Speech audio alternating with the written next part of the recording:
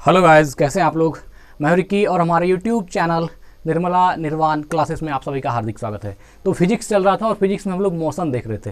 Motion में कुछ video, एक दो वीडियो बना था, एक वीडियो, और आज देखिए अगला ये भी मोशन में ही है, मोशन का ही चैप्टर है। जैसा कि जानते हैं हम लोग दूसरे टॉपिक को एक और से देखते हैं। तो आइए स्टार्ट करते हैं। आज हम लोग क्या है, पहला है न्यूटन का गति नियम, है ना, यहीं पर है न्यूटन्स लॉ ऑफ मोशन, है ना, न्यूटन का गति नियम, न्यूटन का गति नियम, है ना, Newton's law of motion, Newton's law of motion अर्थात न्यूटन का गति नियम। क्या कर रहा है, भौतिकी के पिता फादर ऑफ फिजिक्स, है ना, भौतिकी के पिता न्यूटन ने सन 1687 ईस्वी में, है ना, 1687 सन 1687 ईस्वी में अपनी पुस्तक प्रिंसिपिया में, है ना, उसकी पुस्तक का नाम क्या है, प्रिंसिपिया, अपनी पुस्तक प्रिंसिपिया में सबसे पहले गति के नियम को प्रतिपादित किया था। तो फिजिक्स का पिता कौन हो गया, न्यूटन। और न्यूटन ने गति के बारे में अपनी किस पुस्तक में लिखा है, प्रिंसिपिया में। मोस्ट इंपॉर्टेंट क्वेश्चन है।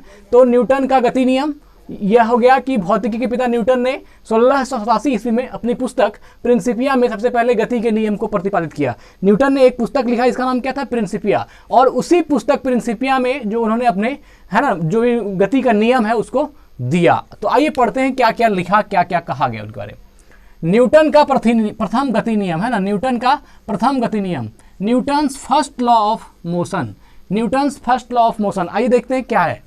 यदि कोई वस्तु, है ना गाइज, यदि कोई वस्तु विराम की अवस्था में है, यदि कोई वस्तु विराम की अवस्था में है तो वह विराम अवस्था में रहेगी। विराम की अवस्था में है तो विराम की ही अवस्था में रहेगी। और देखिए, यदि वह एक समान चाल से सीधी रेखा में चल रही है तो वैसी ही चलती रहेगी। वस्तु अगर समान अवस्था में है तो समान अवस्था में पड़ी रहेगी, और अगर एक समान रेखीय गति अवस्था में है तो बस उसी अवस्था में, उसी चाल में, उसी अवस्था में चलती रहेगी। जब तक, वह कब तक चलेगी, जब तक कि उस पर कोई बाह्य बल लगाकर उसकी वर्तमान अवस्था में परिवर्तन ना किया जाए। अगर विराम में है तो विराम में रहेगी, गतिशील अवस्था में है तो गतिशील अवस्था में रहेगी, और उस दोनों अवस्था में, विराम में है तो विराम में, गतिशील है तो गतिशील, कब तक रहेगी, जब तक कि उस पर कोई बाहरी बल ना लगे। हम बॉल फेंकते हैं, वह गति एक गतिशील अवस्था में चल जाता है बॉल, और फिर धीरे धीरे जाके रुक जाता है। क्यों रुकता है, क्योंकि ग्रेविटेशन फोर्स वहां पर लग रहा होता है, गुरुत्वाकर्षण बल बॉल पर कंटिन्यू लग रहा होता है, और धीरे धीरे जाकर उसकी स्पीड स्लो होती है और बॉल एक जगह जाकर रुक जाता है। तो कह रहा है अगर गुरुत्वाकर्षण बल नहीं लगाएंगे उस पर तो क्या होगा, वह बॉल एक बार जो जिस अवस्था में रहेगी उस अवस्था को बनाए रखेगी। मतलब अगर गति में है तो गतिशील ही रहेगी, अगर उस पर ग्रेविटेशन ना लगाएं तो उसी प्रकार कह रहा है कि यदि कोई वस्तु विराम की अवस्था में है तो वह विराम अवस्था में ही रहेगी। यदि वह एक समान चाल सीधी रेखा में चल रही है तो वैसी ही चलती रहेगी। और कब तक चलेगी, जब तक कि उस पर कोई बाह्य बल लगाकर उसकी वर्तमान अवस्था में परिवर्तन न किया जाए। जब तक कि बाहरी बल उस पर लगाएंगे नहीं तब तक उसकी अवस्था में कोई परिवर्तन नहीं होगा। यह क्या है, फर्स्ट लॉ ऑफ मोशन, है ना, Newton's first law of motion, Newton का प्रथम गति नियम है कि हर अवस्था, दुनिया में जो भी चीजें होती है वह अपनी अवस्था को बनाए रखना पसंद करती है, और जब अपनी अवस्था से हटती है वह तब हटती है जब तक कि उस पर कोई बाह्य बल कार्य नहीं करे। अगर पड़ी हुई है वस्तु तो पड़ी हुई ही रहना चाहती है, अगर गतिशील है तो वह गतिशील ही रहना चाहती है। तब वह रुकती कैसे है, या जो विराम में अवस्था उसमें गति कैसी होती है, तो जब हम उसमें बल लगाते हैं तब फिर उसका जो है अवस्था परिवर्तन होता है। अगर वह स्थिर है तो गति में आती है, या गति में है उसको हम बल लगाते हैं तो वह विराम में आती है। तो कोई भी वस्तु अपनी अवस्था को बनाए रखना चाहती है, चाहे वह गति की बात हो या विराम की बात हो। विराम में भी है तो विराम अवस्था को बनाए रखना चाहती है, गति में भी है तो गति की अवस्था को बनाए रखना चाहती है। लेकिन वह रुकती या गति में कब आती है, जब उस पर कोई बाह्य बल कार्य करे। तो यही कह रहा है। आगे देखिए, प्रथम नियम को, है ना, प्रथम नियम को गैलीलियो का नियम या जड़त्व का नियम भी कहते हैं। प्रथम नियम को गैलीलियो का नियम भी कहते हैं या जड़त्व का नियम भी कहते हैं। मोस्ट इंपॉर्टेंट ये पॉइंट है, देखिएगा इसको गाइस, बहुत ही इंपॉर्टेंट पॉइंट है। क्या कि प्रथम नियम जिसको बोल रहे हैं उसको गैलीलियो का नियम भी कहते हैं। तो क्योंकि ये बात भी सत्य है कि न्यूटन से पहले गैलीलियो ने इस पर टीका टिप्पणी कर दी थी। इस पॉइंट को गैलीलियो ने भी कहा था, लेकिन बाद में न्यूटन ने इसको ढंग से कहा और ढंग से लिखा, इसलिए न्यूटन्स लॉ में ही पढ़ते हैं हम लोग। तो क्या कह रहा है, कहीं कहीं पर आपको क्वेश्चन आ जाएगा, प्रथम नियम को डैश का नियम भी कहते हैं, तो गैलीलियो का नियम। वही कह रहा है, प्रथम नियम को गैलीलियो का नियम या गैलीलियो का नियम कहिए या जड़त्व का नियम भी कहते हैं। जड़त्व होता है इनर्शिया, INRETIA, इनर्शिया, यह है जड़त्व। तो न्यूटन के प्रथम नियम को गैलीलियो का नियम या जड़त्व का नियम भी कहते हैं। बहुत इंपॉर्टेंट पॉइंट है। आगे बढ़ते हैं। न्यूटन्स लॉ में क्वेश्चन देगा, न्यूटन्स लॉ में गैलीलियो का नियम किसको कहते हैं? तो न्यूटन्स का जो फर्स्ट लॉ है उसको गैलीलियो का नियम भी कहते हैं। आगे देखते हैं। बाह्य बल के अभाव में, है ना, बाहरी बल के अभाव में किसी वस्तु की अपनी विराम अवस्था या समान गति की अवस्था को बनाए रखने की प्रवृत्ति को, है ना, बनाए रखने की प्रवृत्ति को जड़त्व कहते हैं। मोस्ट इंपॉर्टेंट पॉइंट है गाइस, इसको अभी तुरंत समझ लेते हैं। क्या कर रहा है? बाह्य बल के अभाव में, जब तक किसी, हमने पढ़ा था कोई वस्तु जो है अगर तो उसे बाहरी बल ना लगाए तो वह अपनी अवस्था को बना के रखना पसंद करेगी। यह जो वस्तु में गुण है अपनी अवस्था को बना के रखने की, इसी को क्या बोलते हैं? जड़त्व कहते हैं। इसी को इनर्शिया कहते हैं। कि जैसे मान लीजिए वस्तु पड़ा हुआ है तो वह पड़ा हुआ ही रहना चाहता है, यह गुण जो उसमें है इसको क्या कहते हैं? जड़त्व कहते हैं। इसको इनर्शिया कहते हैं, या फिर इसी को आप गैलीलियो का नियम भी कह सकते हैं, या फिर इसी को आप न्यूटन का प्रथम गति नियम भी कह सकते हैं। कोई वस्तु अपनी अवस्था को बनाए रखना पसंद करती है। तो वही बात देखिए कह रहा है कि बाह्य बल के अभाव में, बाहरी बल ना लगाएं तो उसके अभाव में किसी वस्तु की अपनी विराम अवस्था या समान गति की अवस्था, बाह्य बल ना लगाएं तो या तो उसकी विराम अवस्था जो है या फिर जो उसकी गति की अवस्था है की अवस्था को बनाए रखने की प्रवृत्ति, उसमें जो वह प्रवृत्ति है, अपने आप में जो वह प्रवृत्ति है, बनाए रखने की प्रवृत्ति है, वह क्या कहलाती है? जड़त्व कहलाती है। बिना बल के, मतलब बल के अभाव में किसी वस्तु में जो अपनी विराम की अवस्था या अपनी गति की अवस्था को बना के रखने का प्रॉपर्टी है, उसमें जो वो गुण है, उस गुण को क्या बोलते हैं? जड़त्व कहते हैं, है ना। तो वही बात कहा कि बाह्य बल के अभाव में किसी वस्तु की अपनी विराम की अवस्था या समान गति की अवस्था को बना के रखने की जो टेंडेंसी होती है उसको क्या बोलते हैं हम लोग? जड़त्व या इनर्शिया कहते हैं। तो इनर्शिया को या लॉ ऑफ इनर्शिया, जड़त्व को ही हम लोग क्या बोलते हैं? गैलीलियो का नियम भी कहते हैं, या न्यूटन का फर्स्ट लॉ ऑफ न्यूटन भी कहते हैं। आगे बढ़ते हैं। न्यूटन के प्रथम नियम से बल की परिभाषा मिलती है। मोस्ट इंपॉर्टेंट क्वेश्चन है गाइस, बहुत ही ज्यादा। आपको लगता होगा कि मैं क्या बोल रहा हूं। न्यूटन के प्रथम नियम से बल की परिभाषा मिलती है। न्यूटन का जो फर्स्ट लॉ है, फर्स्ट लॉ ऑफ न्यूटन है, उससे क्या मिलती है? बल की परिभाषा, डिफिनेशन ऑफ फोर्स, बल की परिभाषा मिलती है। एक क्वेश्चन यहां पर और भी पूछा जाता है एग्जाम में कि न्यूटन के द्वितीय गति नियम से क्या मिलता है? तो Newton second law of motion से बल का व्यंजक मिलता है, F बराबर ma। तो यह भी आपको ध्यान में रखना है। F बराबर ma, फोर्स बराबर मास इंटू एक्सेलरेशन, है ना। बल बराबर द्रव्यमान गुणा त्वरण जो होता है, तो यह भी जो F बराबर ma है, तो यह कहेगा कि द्वितीय गति नियम से क्या मिलता है? तो second law of motion, Newton law of motion से या न्यूटन के दूसरे नियम से बल का व्यंजक मिलता है, मतलब F बराबर ma मिलता है। और प्रथम गति नियम जो न्यूटन का है, उससे हमको बल का परिभाषा मिलता है। तो यह पॉइंट याद रखना है कि द्वितीय गति, बल का यह जो गति का द्वितीय नियम है ना, न्यूटन गति का जो द्वितीय नियम है उससे बल का व्यंजक मिलता है, और जो न्यूटन गति का प्रथम नियम है उससे बल की परिभाषा मिलती है। दोनों में अंतर है और ऑब्जेक्टिव में खूब फंसाता है, इसको ध्यान रखिएगा, एग्जाम में कई बार पूछा जाता है। आगे देखते हैं। अब है बल की परिभाषा, है ना, डिफिनेशन ऑफ फोर्स। बल वह बाह्य कारक है, बल वह बाह्य कारक है जो किसी वस्तु की प्रारंभिक अवस्था में परिवर्तन करता है। वस्तु की प्रारंभिक अवस्था में परिवर्तन करता है। बॉल अगर पड़ा हुआ है, उसमें बल लगा दिए तो वो क्या होगा? लुढ़कना शुरू हो जाएगा, धड़कना शुरू हो जाएगा। या फिर कोई बॉल धड़कते हुए आ रहा है, उस पर बल लगा दें तो वो क्या होगा? रुक जाएगा, विराम की अवस्था में आ जाएगा। तो वही कह रहा है, बल वह बाह्य कारक है जो किसी वस्तु की प्रारंभिक अवस्था में परिवर्तन करता है या परिवर्तन करने की चेष्टा करता है। हाँ, या तो परिवर्तन पूर्णतः कर देता है या फिर परिवर्तन करने की चेष्टा करता है, मतलब उस पर लग जाता है, चेष्टा करता है। बल एक सदिश राशि है। बल क्या है? एक वेक्टर क्वांटिटी है। इसका SI मात्रक क्या होता है? न्यूटन। बल का SI मात्रक क्या होता है? न्यूटन। इसमें बल क्या होता है? सदिश राशि है। मोस्ट इंपॉर्टेंट पॉइंट है कि फोर्स क्या होता है? एक सदिश राशि। देखिए फोर्स में होता है F बराबर ma। F बराबर ma, तो m जो होता है द्रव्यमान, यह तो स्केलर क्वांटिटी है, लेकिन इसमें जो a त्वरण होता है यह वेक्टर क्वांटिटी है। और वेक्टर इंटू स्केलर तो वेक्टर, इसलिए आपको ध्यान रखना होगा कि बल एक सदिश राशि है, बल एक वेक्टर क्वांटिटी है। और बल का SI मात्रक क्या है गाइज?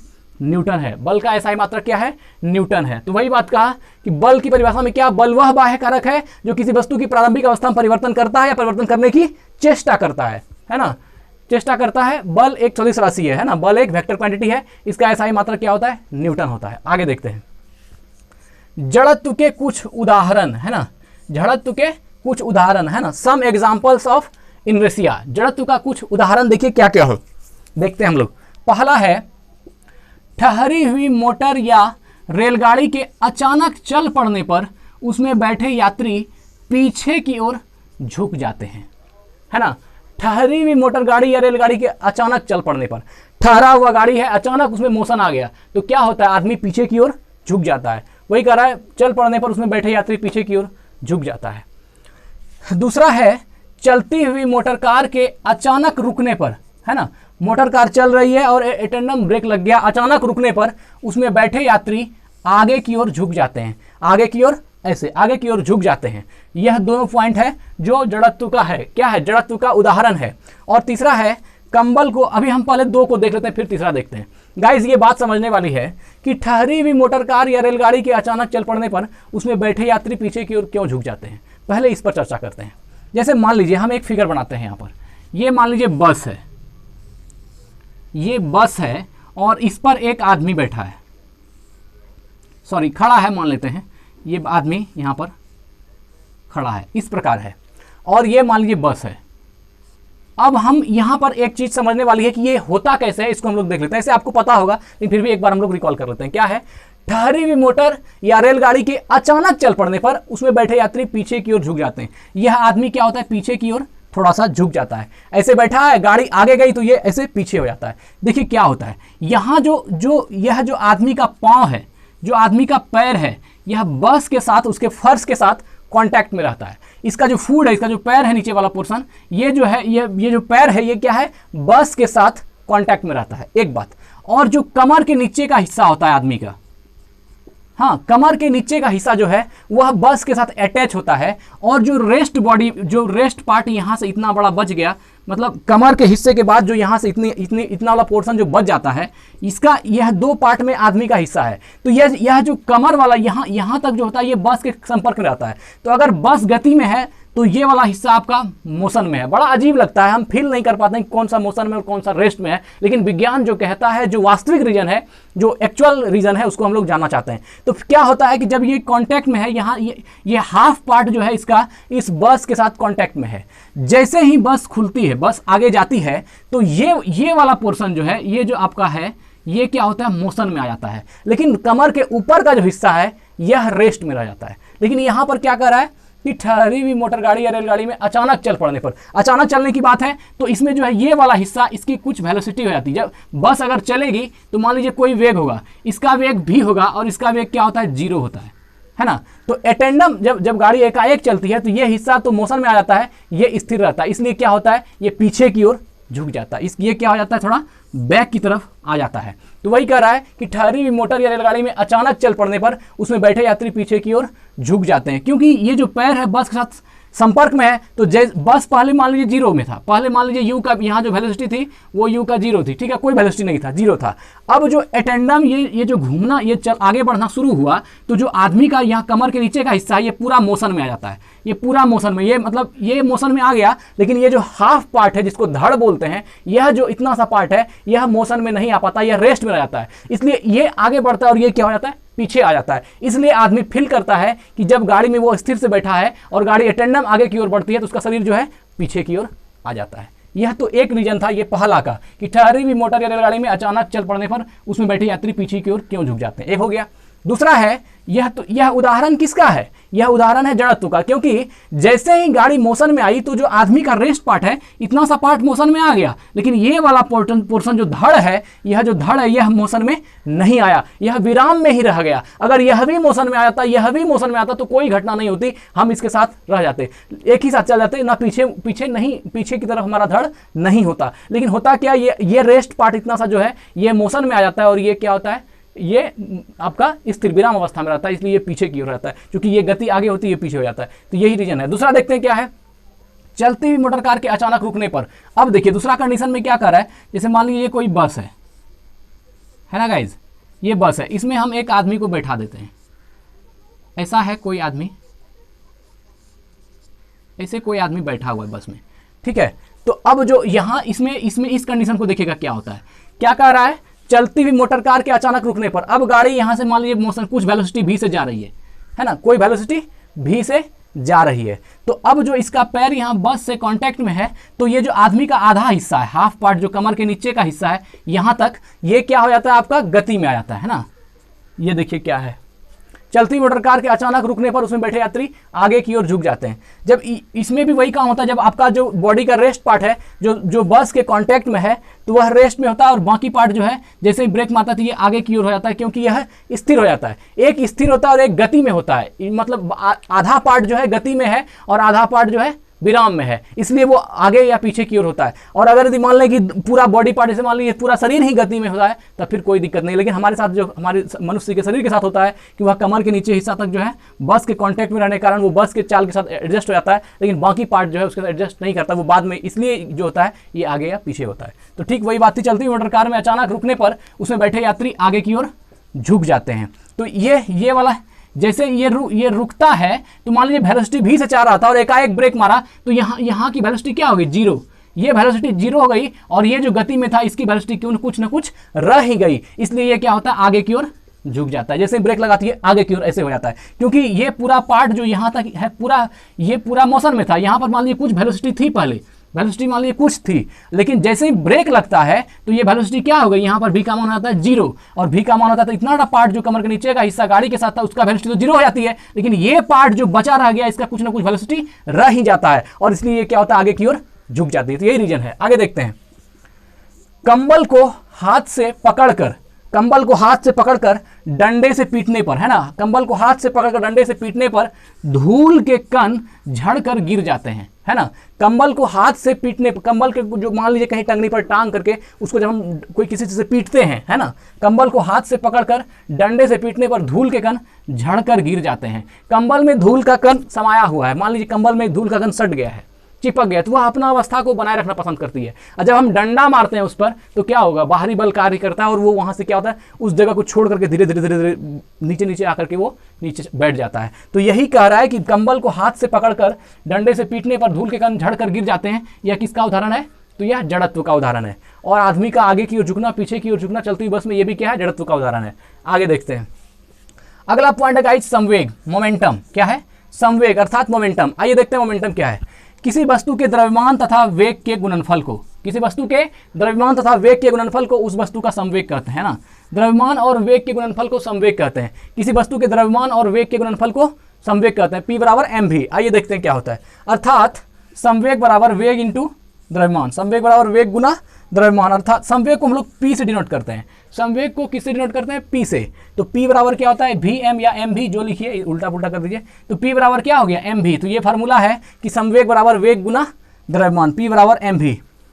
आपसे क्वेश्चन देगा कि एक 5 kg का कोई पिंड है ना, इसका 5 kg का पिंड है, द्रव्यमान दे दिया और इसको जो है 10 मीटर पर सेकेंड स्क्वायर की स्पीड से फेंका गया है, 10 मीटर पर सेकेंड से किसको फेंका गया, तो इसका संवेग कितना होगा, तो ये कितना हो जाएगा 50, 10 × 50 किलोग्राम होगा और यहाँ पर मीटर पर सेकेंड होगा। तो ये केजी मीटर पर सेकेंड जो हुआ, यह केजी मीटर पर सेकेंड जो संवेग की यूनिट होती है। तो इसका डायमेंशन भी हम लोग निकालते हैं, m1 L1 T-1।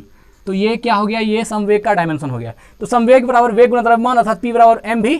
संवेग एक सदिश राशि है। संवेग क्या है गाइस, एक सदिश राशि है। यहाँ जो वेग है, वेलोसिटी है, वेलोसिटी क्या होती है, एक स्केलर क्वांटिटी होती है और स्केलर क्वांटिटी को जब मास से मल्टीप्लाई करते हैं तो वह भी क्या होती है, स्केलर क्वांटिटी होती है। इसलिए सदिश भी क्या है, एक, इसलिए संवेग भी क्या है, एक सदिश राशि है।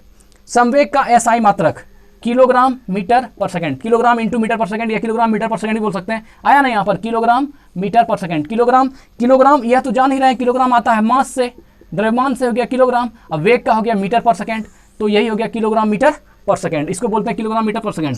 अब देखिए जब किलोग्राम मीटर पर सेकंड हुआ, किलोग्राम मीटर पर सेकंड हुआ, तो इसी को ना हम लोग लिखते हैं m1, द्रव्यमान का बीमा m होगा, l का डायमेंशन 1 होगा और t-1 होगा। तो यह डायमेंशन भी निकल गया। तो गाइज ये संवेग का SI मात्रा क्या होता है, किलोग्राम मीटर पर सेकंड है। मोस्ट इंपॉर्टेंट क्वेश्चन है, कई बार एग्जाम में पूछा गया है कि संवेग का डायमेंशन या संवेग का मात्रा क्या होता है, किलोग्राम मीटर पर सेकंड होता है और संवेग एक सदिश राशि है। ठीक है गाइज, फिर यहाँ तक मिलते हैं अगले दिन अगली वीडियो में। धन्यवाद।